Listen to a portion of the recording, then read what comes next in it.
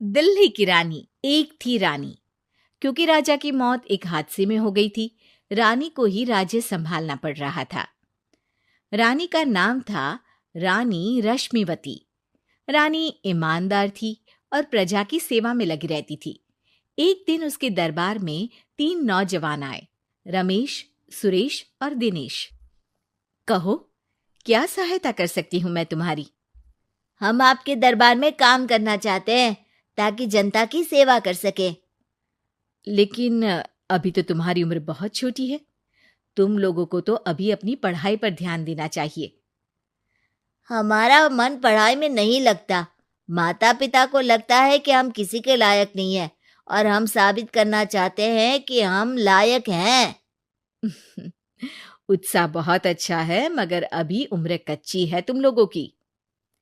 अरे उम्र से क्या होता है रानी जी? शास्त्रों में लिखा है कभी किसी के ज्ञान को उसकी उम्र के आधार पर नहीं देखना चाहिए।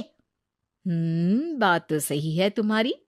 और अगर सच में तुम अगर ये संकल्प करके आए हो कि तुमको यहाँ काम करना है, तो पहले परीक्षा देनी पड़ेगी।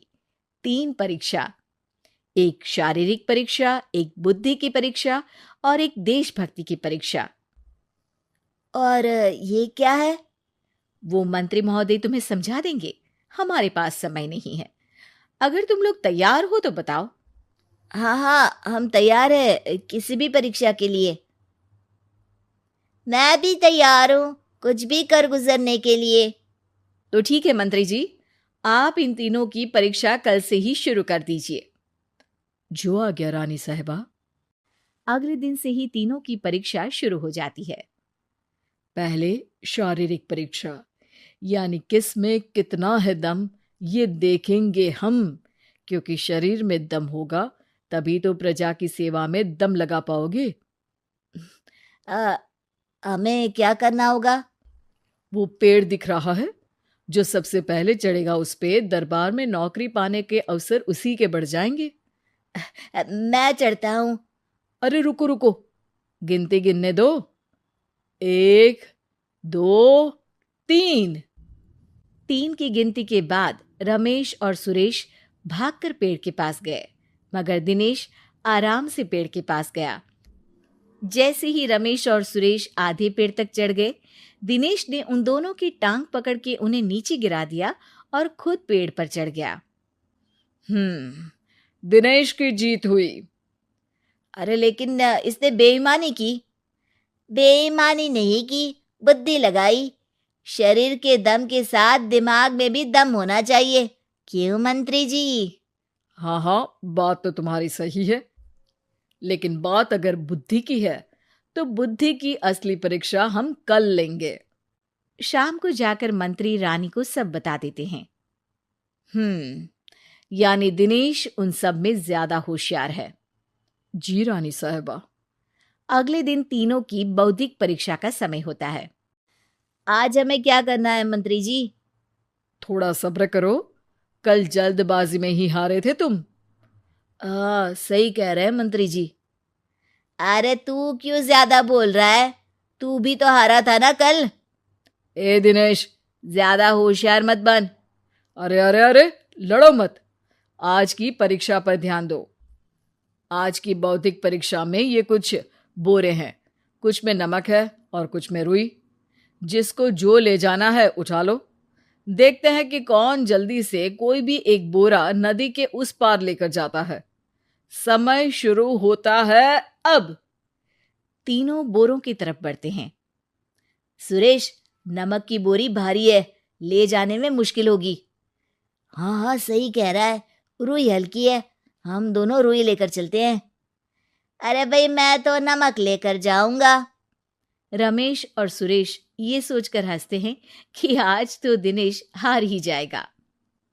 दौड़ शुरू होती है। 1, 2, 3। तीनों नदी की तरफ भागते हैं।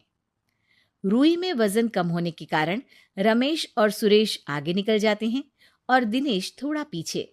पर जैसे ही वो सब नदी में जाते हैं, दिनेश की बोरी का नमक गलने लगता है और वजन कम हो जाता है, जबकि रमेश और सुरेश की रुई में पानी भर जाता है और बोरी का वजन बढ़ जाता है। अरे ये इतनी भारी क्यों हो गई रमेश? अरे मुझे क्या पता, शायद जादुई बोरी है।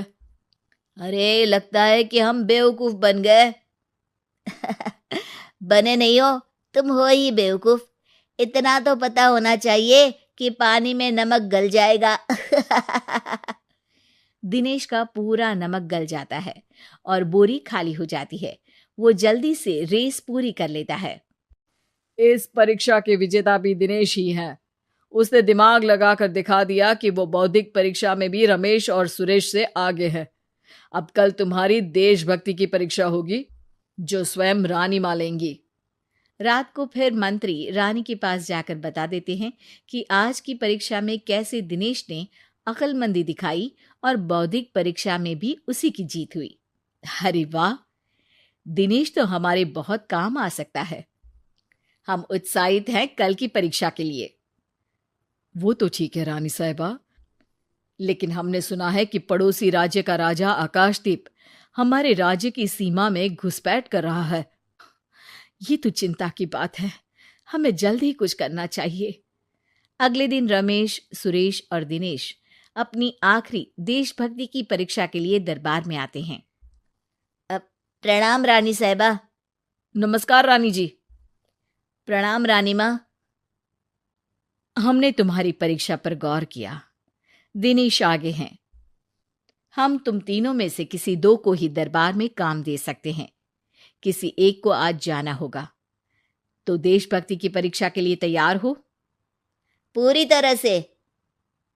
मैं तीनों से एक ही सवाल करूंगी। जिसका जवाब सबसे सही लगेगा उसे तो नौकरी मिल ही जाएगी।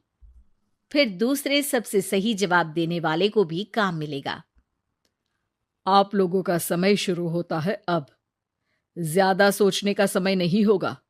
जो मन में पहली बात आए उसका जवाब दे। तो सवाल ये है कि तुम इस मिट्टी के लिए क्या कर सकते हो? मैं इस मिट्टी को साफ रखूंगा। यहाँ के लोगों के भोजन की कमी को मैं पूरी करूंगा। मैं यहाँ के लोगों को गले लगा लगा के उनको खुशी दूंगा रानी माँ, और गरीबों के लिए घर बनवाऊंगा। मैं इस मिट्टी के लिए किसी की जान भी ले सकता हूँ रानी माँ। मंत्री, दिनेश को एक तलवार दो। जी रानी जी। दिनेश, पड़ोसी राज आकाशदीप की जान तुम्हारे हाथ में है। जाओ, अपना काम पूरा करो। आज रात को तुम उस पर हमला करोगे जब वो सो रहा होगा। दिनेश वहां से चला जाता है।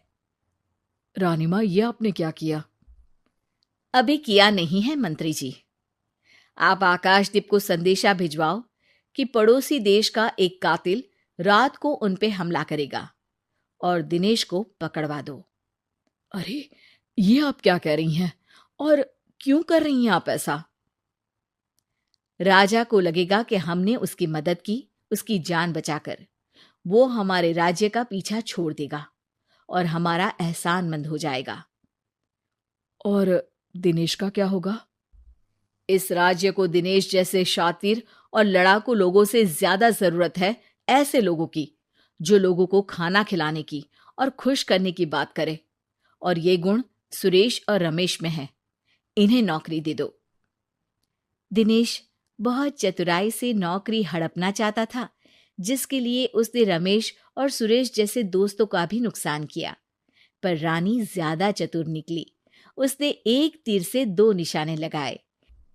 दिनेश जैसे खूंखार युवक को राज्य से बाहर करवा दिया और पड़ोसी राजा आकाशदीप को अपना एहसानमंद कर लिया। पूरा दरबार रानी की जय जयकार कर रहा था।